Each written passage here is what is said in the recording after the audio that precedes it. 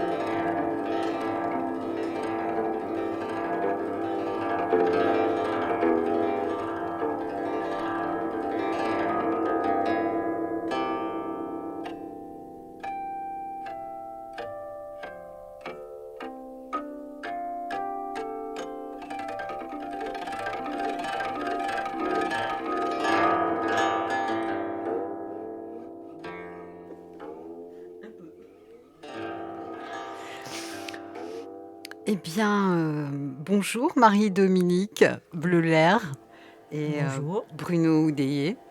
Bonjour Louise. Vous êtes dans Respiration et je suis ravie de vous accueillir pour parler de cette parution d'un ouvrage approfondi qui s'appelle L'art du souffle et des mudras, qui est donc publié au Courrier du Livre. Alors tout d'abord, je vais vous demander peut-être de vous présenter l'un et l'autre, de me parler un petit peu de votre parcours. Alors, honneur aux dames. D'accord. Donc, je suis enseignante en Qigong, méditation et mudra.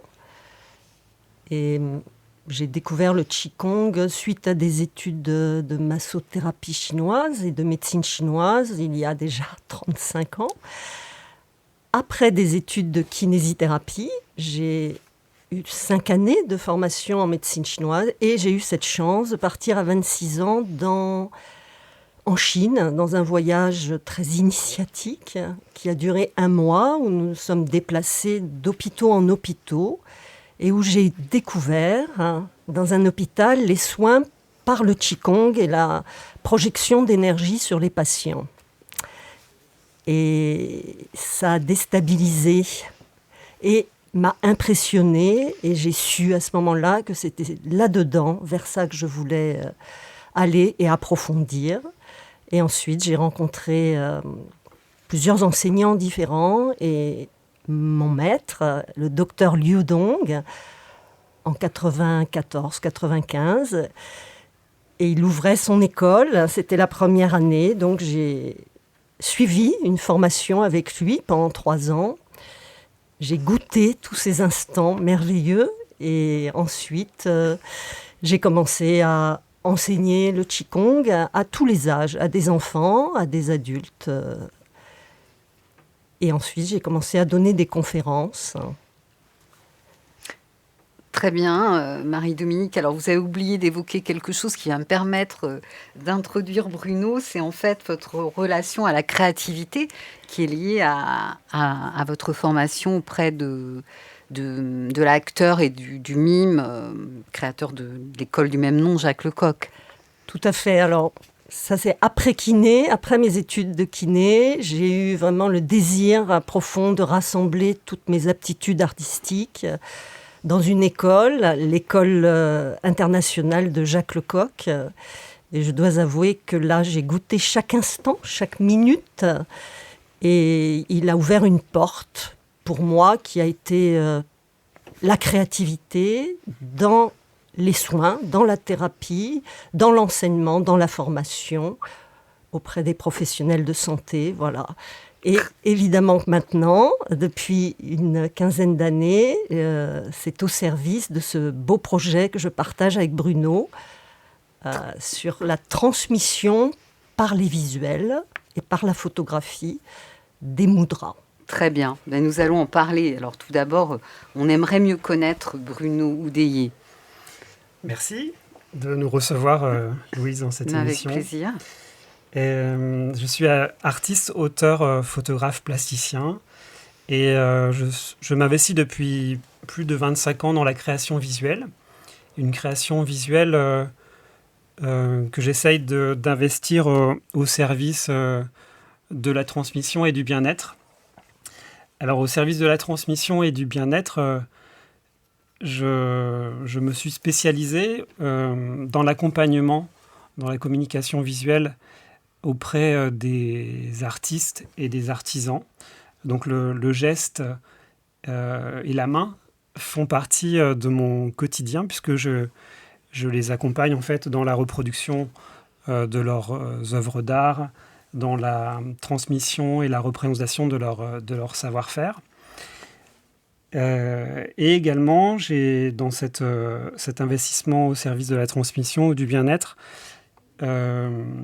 je travaille dans l'installation et la mise en place d'œuvres au sein de centres de soins, mais également dans des espaces de vie et de travail dans des entreprises. Et pour revenir plus particulièrement en fait, au centre de soins, l'idée c'est de pouvoir apporter et amener en fait du sensible et du vivant dans des endroits où la vie est souvent en suspens et donc les aidants ralentis. Ouais. Et donc c'est quelque chose qui me tient tout particulièrement à cœur. Et notre rencontre, nous allons pouvoir en parler. Oui, c'est ça. J'allais vous poser avec la question. Marie-Dominique. Comment vous êtes-vous rencontrés alors tous les deux ?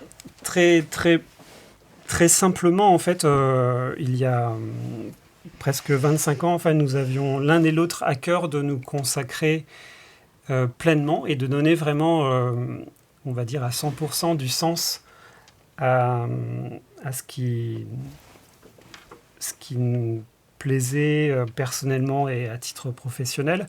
Et donc, nous avons eu à nous rencontrer dans un centre de portage salarial où l'idée, c'était de pouvoir trouver un moyen pour assumer et pouvoir travailler et proposer nos prestations. D'accord. Et donc, l'un et l'autre avons eu à nous présenter. Et Marie-Dominique, dans un atelier de présentation sur la découverte de l'art du souffle et des mudras, et moi-même pour expliquer justement ma volonté d'investir mon art, en fait. Super. Alors voilà, on connaît le début de l'histoire et puis on va avoir l'occasion durant l'émission d'en reparler bien entendu. Hein. Alors moi je pense qu'il serait intéressant quand même pour commencer que vous nous donniez une définition des mudras. Qu'est-ce que c'est ? Alors, définition simple, ce sont des postures précises de mains. Et j'ai ajouté dans ce livre et de poignets et que nous pouvons associer à la respiration pour pouvoir apporter à notre corps et à notre esprit de la détente, une harmonisation de l'esprit, du cœur et du corps. D'accord. Et alors d'où ça vient ces mudras ? Alors, le mot mudra, il vient du sanskrit. Ouais. Mood, ça veut dire la joie et ra, ça veut dire générer. Donc, générer de la joie. Donc ça, c'est un sens profond du mudra. Ah ouais. Et en fait, il vient du sanskrit, donc évidemment que nous retrouvons les mudras dans le yoga. Mais les gens sont surpris d'apprendre qu'en Chine aussi, il y a des postures de main. Et l'enseignement que j'ai reçu par un moine taoïste traduisait le mot mudra. Voilà. Et donc ce mot, il est parti un petit peu dans toutes les cultures. Et en Asie, il y a une pratique des mudras dans les rituels, dans la danse, dans la peinture. Vous voyez des mudras. Donc c'est profond en Asie. Voilà. Mais ça ne veut pas dire qu'il n'y a qu'en Asie qu'il y a des signes de main. Voilà. Oui, d'accord, c'est sûr. Mais c'est vrai qu'il y a des croisements entre l'Inde, la Chine, le Japon. Je me souviens quand je suis allée à Monkoya, au Japon, j'ai un petit peu assisté au bouddhisme Shigon, qu'ils cachaient sous leur kimono une gestuelle secrète.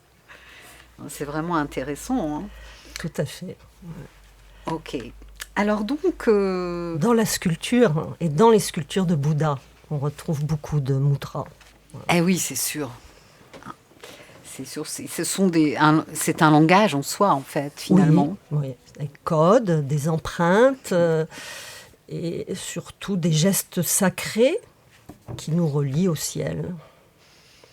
Mais c'est ce qui m'a intéressée chez vous, et je vous l'ai dit, hein, c'est ce lien avec le taoïsme que je trouvais... Enfin, j'avais l'intention de faire une émission sur ce sujet. Et donc, vous êtes tombé à pic, mais d'autant plus... avec ce lien au taoïsme, j'ai trouvé ça tout à fait intéressant. Et donc, le moine taoïste dont vous parlez, c'est celui dont vous avez suivi les enseignements, dont vous parliez tout à l'heure ? Oui, mais en fait, c'est en 99 que je suis repartie en Chine, dans des centres de Qigong et à l'hôpital aussi. Et grâce au docteur Liu Dong, nous avons pu passer une journée dans le temple des nuages blancs de Pékin, où nous avons rencontré le grand maître qui avait 100 ans, avec une vigueur qui est inoubliable. Incroyable. Voilà. Et qui nous a offert, par l'intermédiaire d'un disciple qui nous a envoyé un an, 2 ans après ce voyage, eh bien, un enseignement à Paris, voilà, sur les mudras, avec un petit livre sur les mudras qui nous a été offert à chacun. Ben, c'est très, très précieux. Vous aviez vraiment, on vous a mis vraiment sur le chemin. Alors, avant de poursuivre cette découverte merveilleuse d'un livre qui fait respirer quand même, hein, on va écouter Natural High de Blue Catrice. Vous écoutez Aligre FM 93.1.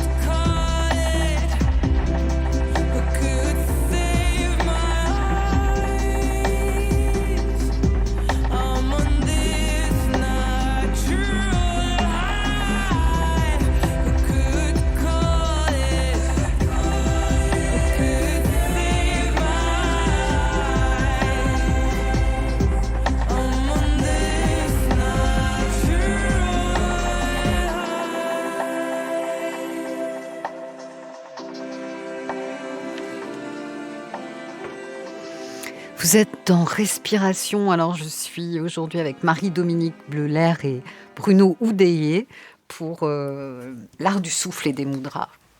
Donc, nous poursuivons la découverte de ce livre qui fait respirer, comme je disais. Alors, tout d'abord, pourquoi ce titre ? Eh bien, il y a donc 25 ans, quand j'ai démarré l'enseignement, enfin même 30 ans, quand j'ai démarré l'enseignement du Qigong, je cherchais un mot pour définir mon activité et je l'ai appelé l'art du souffle. Et quand ce moine est venu 7 ou 8 ans après nous enseigner à Paris les mudras, eh bien, nous avons cheminé avec Bruno dans des activités autour de la transmission des mudras, avec des expositions photos, des conférences multimédia. Et ensuite, l'écriture de ce livre a amené à marquer l'art du souffle et des mudras. Voilà. Les mudras sont arrivés 7-8 ans après, facile même 15-20 ans. Enfin, c'est dans les années 2000 que j'ai découvert les mudras. Mais j'étais prête parce que je travaillais sur la main, les mains blessées des personnes. Eh oui. liées à des traumatismes, liées à des soucis neurologiques. Et la main me passionnait.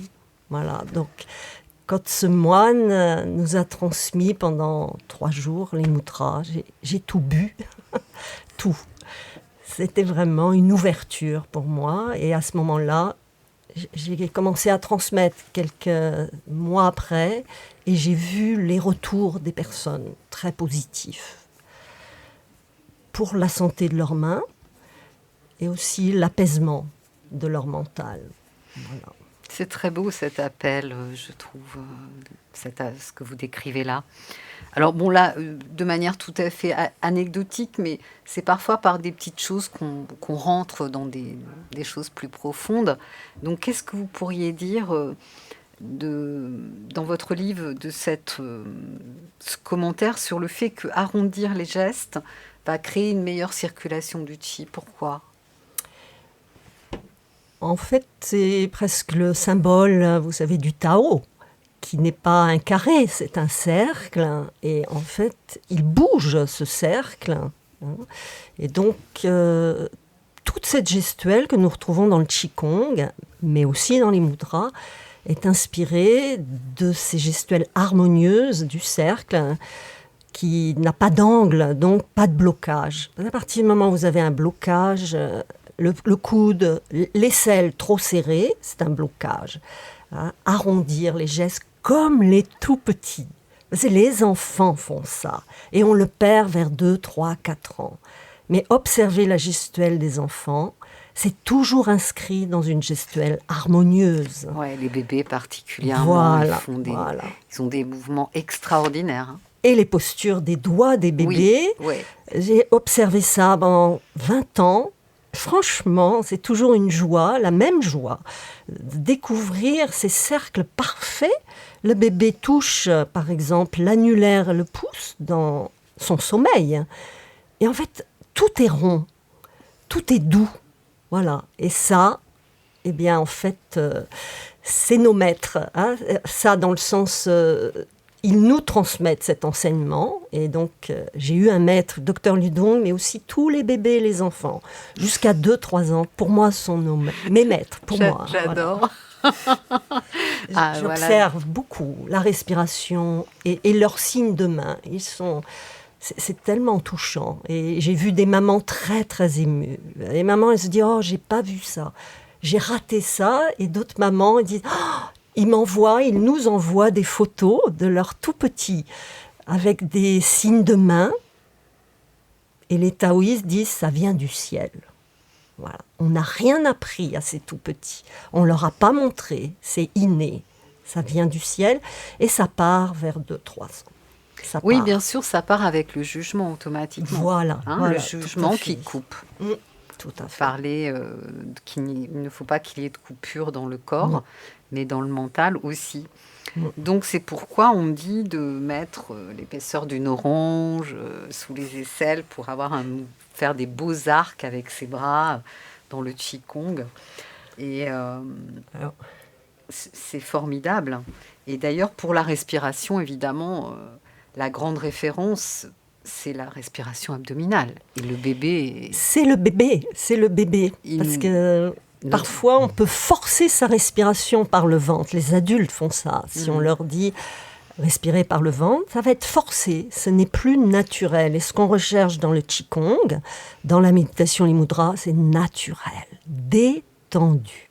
C'est ça, notre but, détendu. La détente profonde. Voilà. C'est vrai, si me permet d'ajouter quelque chose, c'est une expérience vraiment très personnelle, puisque en tant que photographe, j'ai aussi adhéré très facilement en fait, à l'art du souffle et des mudras en suivant des premiers ateliers auprès de Marie-Dominique. Oui.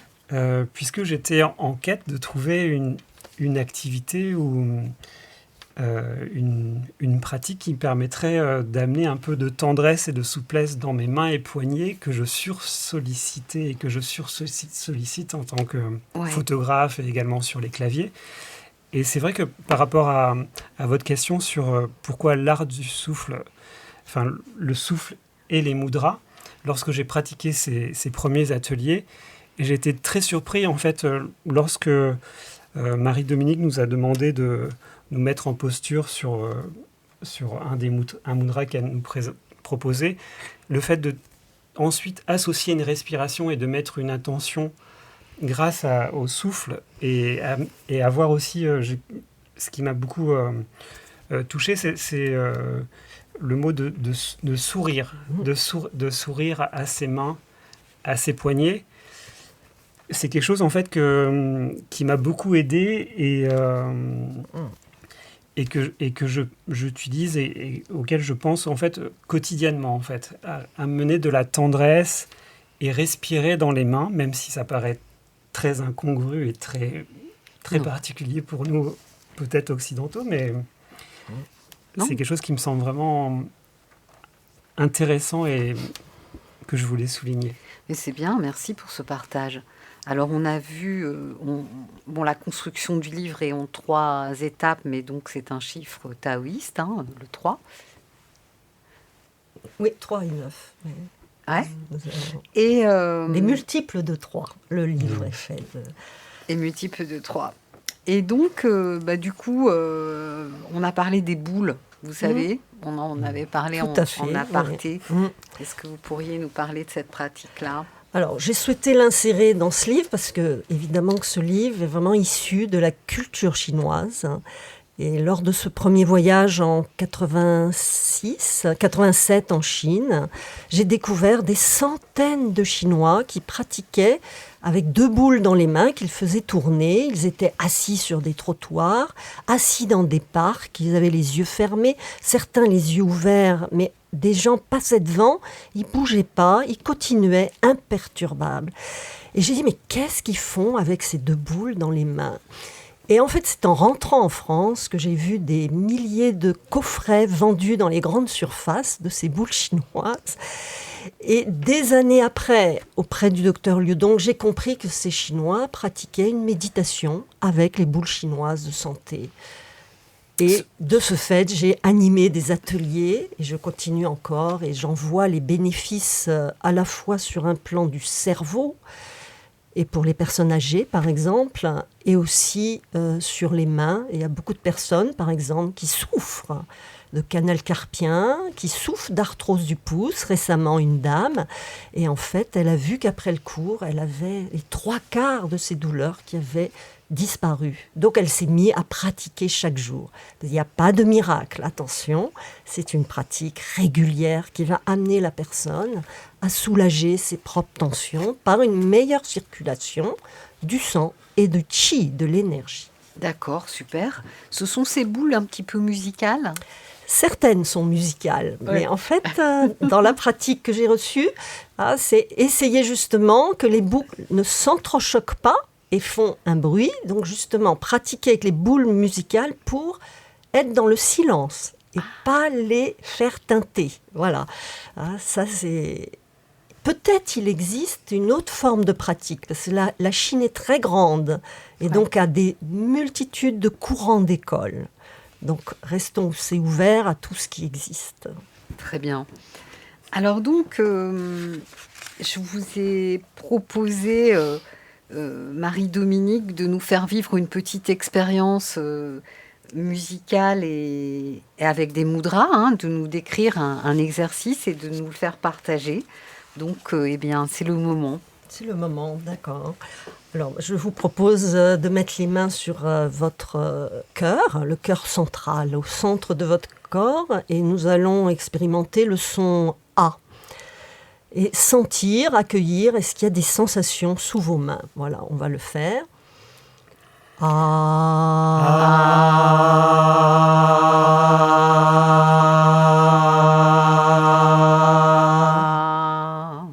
Voilà. Et ensuite, on va associer un mudra avec ce son. Le cœur, c'est comme une fleur, un bouton de fleur fermé. Donc, on va mettre le mudra du lotus en bouton. C'est-à-dire, les mains sont jointes, mais vous laissez un espace entre vos 2 paumes. On inspire tranquillement, tout doucement. On ouvre les 2 mains. C'est le bouton de lotus. Du bouton de lotus, on passe au mudra du lotus éclos. Les doigts sont tout ouverts, les 10 doigts ouverts. Et on va prononcer le son A. Je vous propose de le faire 3 fois. On y va ensemble. On inspire tout doucement. On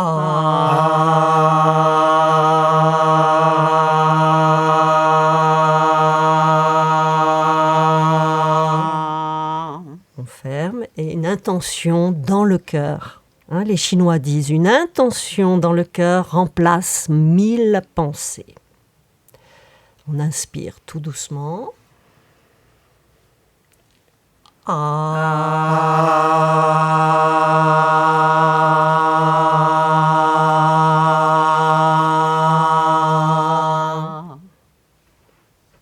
referme les doigts et l'intention, sourire à son cœur, sourire. Inspire, silencieusement.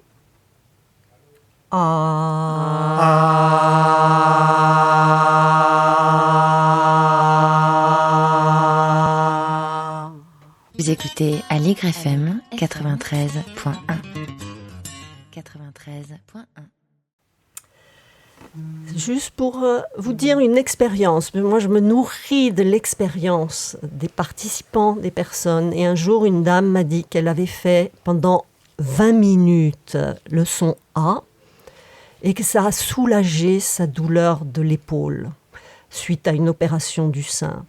Et je dis merci de ce partage. Parce que s'il y a vraiment une chose importante, c'est quelque chose peut avancer parce que c'est tout le monde ensemble. C'est pas simplement celui qui transmet, c'est aussi celui qui est en face, qui pratique et qui a une expérience.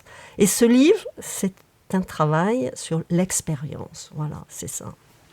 Un grand merci pour cette expérience avec ce mudra et son du cœur. Tout à fait. Et nous allons reprendre nos échanges. Alors, en quoi cette pratique des mains a-t-elle une relation sur la santé, sur le cerveau, par exemple, ce que j'ai lu dans votre ouvrage? Oui, tout à fait. Bon, ça, c'est parce que ça dépend. Parce que depuis 25 ans, j'ai eu beaucoup de retours de personnes, comme je vous disais, qui avaient soulagé les douleurs au niveau de leurs doigts, de leurs mains, grâce à cette pratique. Mais aussi au niveau du cerveau, par exemple pour les enfants. Vous avez beaucoup de troubles de coordination et vous avez des mudras. Exemple, le mudra, les yeux profonds du cœur. Hein, les doigts, les mains se croisent. Eh bien, il y a certains enfants ou même adultes qui ne peuvent pas croiser les mains. Ça nous paraît simple pour nous, mais pour quelqu'un d'autre, ça va être très compliqué. Et là, en allant doucement, lentement, c'est possible d'aider à ce que la personne saute ce blocage, ce barrage. Et donc le Qigong, la force du Qigong, c'est toutes ces coordinations, main droite et main gauche, qui ne sont jamais dans la même direction. Voilà, donc ça c'est une force et qui évidemment fluidifie pas la circulation, les réseaux et les circuits neuronaux.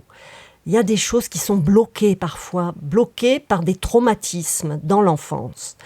Et le Qigong, la méditation et les mudras peuvent aider à restaurer ces circuits qui ont à un moment donné été bloqués. Oui, donc ça, on peut dire que ça améliore un bon équilibre entre le cerveau droit et le cerveau gauche. Oui, une fluidité, un bon équilibre, oui, tout à fait. Très bien, super. Alors Bruno, maintenant, je vais me tourner vers vous, puisque vous avez pensé les photos pour qu'on puisse jouer avec les photographies. Est-ce que vous pourriez nous parler de ce travail que vous avez fait tous les deux? Oui, c'est important de rappeler que c'est vraiment un travail à 4 mains que nous avons réalisé avec Marie-Dominique.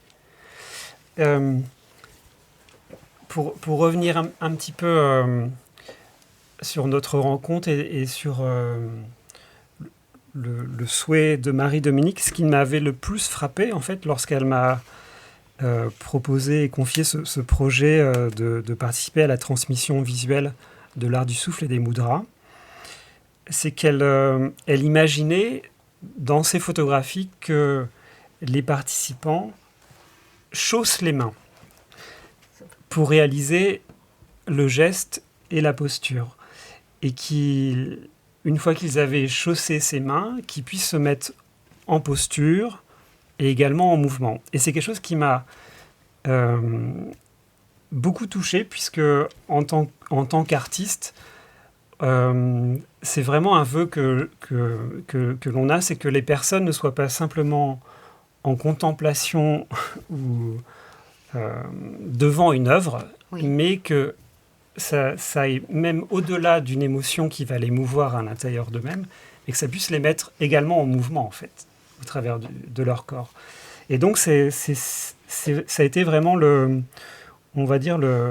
la quête et le challenge que l'on s'est donné quotidiennement, c'est de pouvoir tout d'abord créer une poésie visuelle qui puisse toucher le cœur de chacun, avec des photographies que l'on a souhaité esthétiques, et ce terme est galvaudé, mais comme on voit de nombreux retours qui nous parlent de beauté des photographies, on peut le dire. Et donc, de pouvoir rendre accessible cette pratique grâce à l'art, et donc de pouvoir toucher vraiment le plus grand nombre. Dans une exposition de photographie, un parcours qui comprenait et qui comprend, parce qu'on l'a toujours et on la tourne, cette exposition, 40 photographies, dont certaines photographies qui ont 1 mètre sur... Oui, ce sont des grands formats, donc ce sont effectivement on a imaginé vraiment au départ comme un grand livre ouvert, sous la forme de projections sur des grands écrans, dans des auditoriums, grâce à des villes qui nous ont proposé...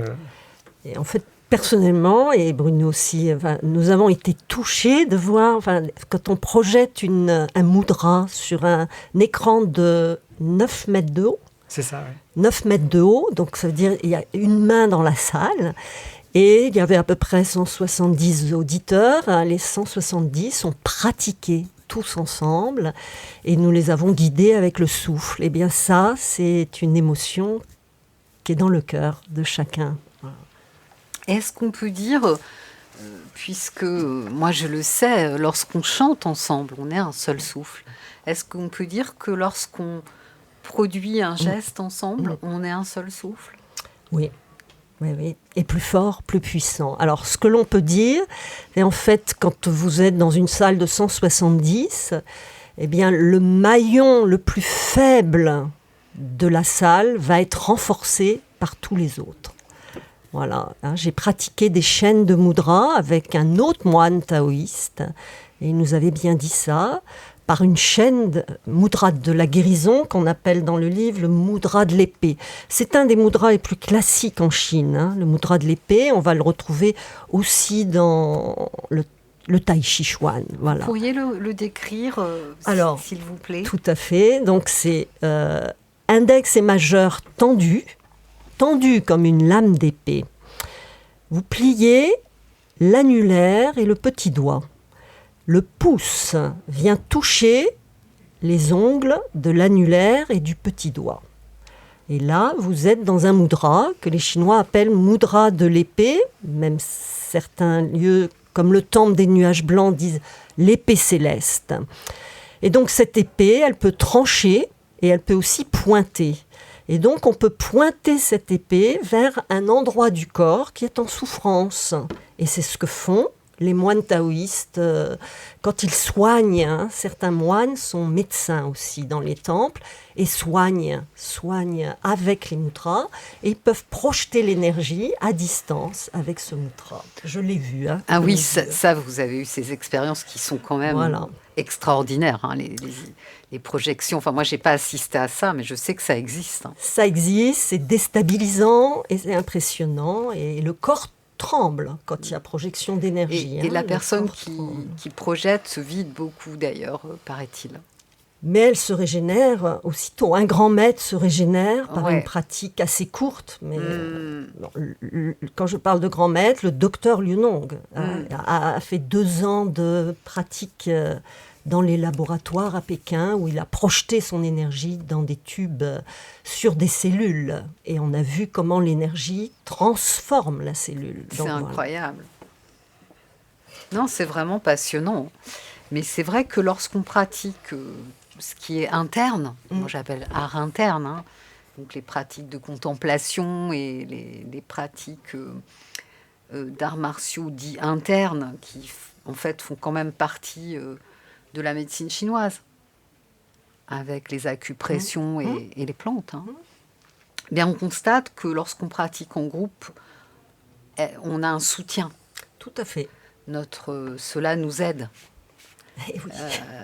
C'est pour ça qu'il y a des cours. C'est difficile de pratiquer régulièrement tout seul chez soi. C'est difficile. C'est ainsi. Nous sommes faits ainsi. Hein. Nous avons du mal à pratiquer une demi-heure ou une heure tous les jours. Et donc, les cours servent à soutenir les personnes dans leur pratique, évidemment. Moi, je dirais qu'il faut avoir faim. Faim, je veux dire dans le sens... pour la méditation en tous les cas, d'une vraie transformation. Et cette transformation qui passe par le fait de pratiquer, eh bien il faut avoir faim, d'un point de vue existentiel. J'ai vraiment envie d'un changement. Alors bien sûr, je peux aller en groupe et c'est formidable, mais j'ai quand même ma pratique régulière pour... comme toute pratique physique, hein, je veux dire, même la danseuse qui fait un grand écart, eh bien, elle va le faire parce qu'elle pratiquera tous les jours. Mais attention, ce n'est pas le nombre des années qui donne la qualité de notre pratique. C'est la puissance de notre intention.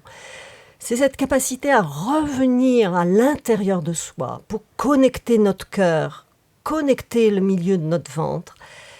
Et là, il y a des personnes, en 1 an, ils ont les résultats de certaines personnes qui ont mis 10 ans. Mais qu'importe, c'est pas gênant ça. Hein, mais c'est comprendre que c'est pas 30 ans de Qigong qui amène la qualité du Qi. Hein, c'est la qualité de l'intention. Oui, merci pour cette précision, parce que c'est vrai que l'intention pratiquée...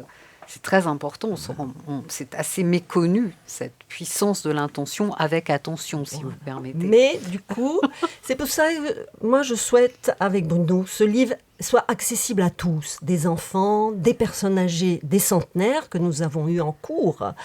Et c'était fabuleux. Ouais. De voir que, eh bien, pour certains, ça reste une pratique de santé des mains et du cerveau. Ils n'en rentrent pas dans la méditation, mais ce n'est pas gênant. Mais c'est formidable, mais nous allons reparler de ces pratiques de tous les âges. Et avant cela, nous allons à nouveau avoir un petit temps d'écoute avec ce morceau que vous avez choisi, Minor Swing, Django Reinhardt. Vous écoutez Aligre FM 93.1.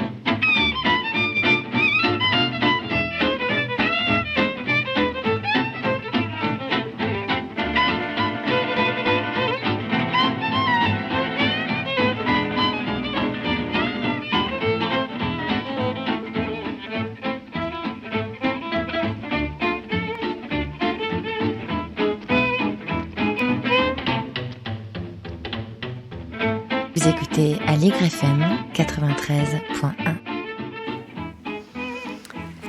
Vous êtes dans Respiration. Je suis très heureuse aujourd'hui d'être en belle compagnie de Marie-Dominique Bleuler et Bruno Oudeillet, pour la petite erreur de prononciation. Alors, vous vouliez faire Pourquoi ce choix de Minor Swing Django Reinhardt ? Eh bien, en fait, vers l'âge de 18 ans, Django Reinhardt a eu un accident. Il a eu sa main brûlée, me semble-t-il, et en fait, il a perdu 2 doigts. Et il a repris sa guitare au bout d'1 mois, 2 mois, et on le disait condamné, qu'il ne rejouerait plus jamais de la guitare. Et je trouve ça fascinant, parce que j'ai eu des patients comme ça, où on a jugé trop vite de leur capacité, leur force intérieure. Parce que là, on peut parler d'une intention profonde. Et il a été génie, on le dit, c'est un génie de la guitare, voilà, avec 3 doigts. Bravo pour ce choix et de nous le rappeler. Alors Bruno, vous avez un projet. Oui, toujours dans cette continuité d'investir mon art au service de la transmission et du bien-être. J'ai le plaisir de collaborer avec un fonds de dotation qui s'appelle Arcure Hope, un fonds de dotation français dont l'action est d'amener l'art et de redonner de la vie dans des centres de soins. Et donc prochainement, nous allons, avec d'autres artistes, amener des œuvres d'art dans un centre d'oncologie à l'hôpital Cochin avec ce fonds de dotation Arcure Hope. Et c'est quelque chose qui me tient beaucoup à cœur, comme ce livre en fait, qui est un livre de partage. Je ne sais pas si je peux rebondir sur Oui, l'oncologie, parce que j'ai accompagné pendant une dizaine d'années des femmes atteintes de cancer en métastasé. Et en fait, quand vous arrivez chez elles, et c'était pour des cours de Qigong, et qu'elles sont incapables de faire un mouvement, et qu'elles sont couchées, eh bien, nous avons pratiqué pendant 2-3 ans, enfin, je les ai guidées, les mudras et les sons. Et c'est pour ça que j'insiste sur cette pratique, parce qu'en fait, ça peut se faire coucher aussi. Et c'était 2 femmes que j'ai accompagnées, et en fait, il y en a une, elle faisait même le mudra de l'épée pendant sa chimio. D'un côté, il y avait la chimiothérapie, et de l'autre côté, il y avait le mudra de la guérison. Et c'est ce qui l'a permis de ne pas fuir de son fauteuil, parce qu'un jour, elle est partie en courant, parce qu'elle ne voulait plus ce traitement. Et grâce au mudra, elle a accueilli le traitement. Et j'ai trouvé ça magnifique comme témoignage. Oui, c'est très beau. Et j'ai une amie actuellement qui est soignée et je vais lui en faire part. Voilà. Et donc c'est un projet commun que nous avons avec Marie-Dominique, c'est de pouvoir amener ces séries photographiques dans les centres de soins, des salles d'attente, pour pouvoir amener des supports de relations entre les aidants, les aidés, les soignants et les soignés. C'est magnifique, bravo pour ça, parce que c'est parfois assez difficile quand les personnes sont malades d'avoir les rendez-vous quand il faut. Enfin, bon, c'est un petit peu, parfois un peu kafkaïen, il y a les effets secondaires, c'est très long, hein. Très long. Donc recevoir difficile. un soutien avec quelque chose qui est de l'ordre de la respiration, qui est accessible, et puis qui fait de la beauté aussi. Et un signe de main. Voilà. Un signe de main, une épée qui tranche le mal, comme une épée qui tranche le mal. C'est tout à fait ça. Et apaiser un peu l'anxiété. Et apaiser l'anxiété, tout à fait. Et aussi, nous intervenons dans les EHPAD, et aussi de voir la joie de centenaires, de personnes entre 90 et 100 ans. On a fait ça pendant 4 ans avec Bruno. Nous avons animé des ateliers 1 fois par mois à des gens qui avaient des troubles cognitifs, donc le début de la maladie d'Alzheimer. Et une dame, un jour, est venue nous voir à la fin du cours. Elle avait 100 ans. Elle est venue, elle a dit « C'est fascinant. c'est formidable, les mudras. Donnez-moi un livre à lire. Et on n'avait pas encore écrit le livre. Et c'est ça aussi qui nous a motivés, c'est les sollicitations des personnes qui nous demandaient un ouvrage. Donc voilà, c'est des beaux témoignages et ils ont tous beaucoup aimé. Et c'est à la fin du livre que nous parlons de cette pratique avec les personnes très âgées. Qu'est-ce qui reste quand le corps est parfois en fauteuil roulant, n'est pas trop en mouvement? Il reste les mains et le souffle. Formidable. Et alors, comment peut-on pratiquer avec vous? Alors, bien, on peut pratiquer dans différents lieux. Il y a des ateliers mensuels à Bastille, chez Holiste, un lieu qui représente le bol d'air Jacquier. C'est donc un lieu de respiration déjà. Oui. Donc là, c'est une fois par mois le vendredi. Sinon, à Saint-Mandé, j'anime une fois tous les 15 jours des ateliers sur souffle et mudra. Et sinon, en Bretagne, lors d'un stage, et cet été, c'est fin août, et c'est un stage sur les mudras à Formidable. Saint-Jacques-de-la-Mer, où nous avons exposé avec Bruno notre première exposition photo, il y a à peu près 10 ans, sur les mudras. Et on avait été très touchés par ce lieu qui est magnifique. Et je crois, Marie-Dominique, tu vas proposer animer une formation auprès des professionnels. Et par ailleurs, donc, je forme des professionnels de la santé, des psychomotriciens, des kinés parfois, des ergothérapeutes, des profs d'éducation physique, qui sont en contact soit avec les jeunes, soit avec des personnes âgées, pour les initier à cette pratique de l'art du souffle et des mudras. Et j'ai des beaux retours dans les EHPAD, par exemple, des personnes qui disent que c'est super pour les personnes âgées. Formidable. Alors moi, en studio, je vais vous faire un salut. Je ne sais pas si c'est un mudra, mais peut-être c'en est un. Puisque je fais cette émission pour aider le public qui l'écoute à mieux respirer et aussi avoir de la joie, découvrir tout ce qui est la dimension intérieure. Et j'ai eu la chance d'avoir des guides qui avaient une grande clarté, de la droiture, parce qu'il faut un cadre pour pouvoir ensuite être dans cette douceur dont vous parliez, mais il est nécessaire d'avoir un cadre précis. Donc j'ai la chance dans cette émission de n'avoir invité, je pense, que des gens qui avaient de la droiture, et mon idée étant de faire connaître aussi, si possible. Donc vous êtes... je suis très heureuse d'avoir pu vous rencontrer et faire partager aux éditeurs cette belle sagesse. Et que nous puissions la partager avec les enfants. Ils en ont grand besoin aujourd'hui par leurs agitations intérieures et leur anxiété. Et les mudras, beaucoup d'enfants connaissent les mudras. Il suffit de rajouter le souffle. Et ça, c'est le rôle des parents. Très bien. En tous les cas, je penserai à vous par rapport à la jeunesse, si je rencontre des besoins, ou à la vieillesse, enfin tout le monde. Voilà. Maintenant, il y aura un podcast vers votre site où il y aura toutes les informations. Donc un grand merci pour votre venue. Merci Louise. Merci Louise. Alors nous, on se retrouve dans Respiration le mardi 13 mai pour un thème sur un Japon rêvé.